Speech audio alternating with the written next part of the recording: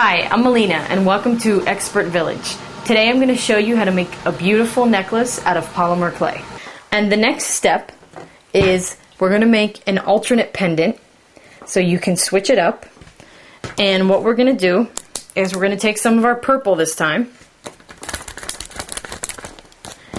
And we're going to take some leftover green. And you can do either one of these pendants, or you can make both and make two necklaces. And we're going to mix the two colors together.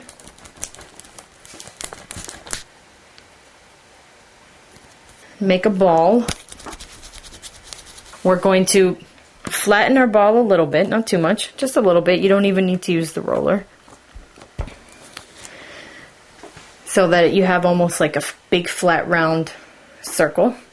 And then you're going to pinch in.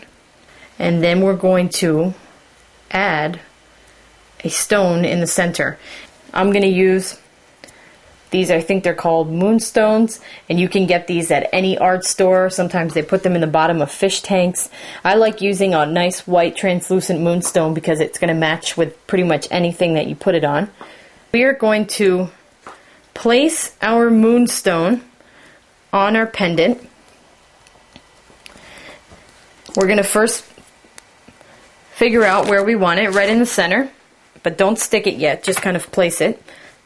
And then you're going to take your poker and you're going to make a few scratches, crisscross shape. And then you're going to take some bakeable transfer color medium. And basically, this is something that you use with Sculpey to attach color to some Sculpey, but you can also use it to glue. This works as a fantastic Sculpey glue. And then we're going to take the moonstone and we're going to press it right there. We're going to press really hard right into the base. You just want to get rid of some of the excess.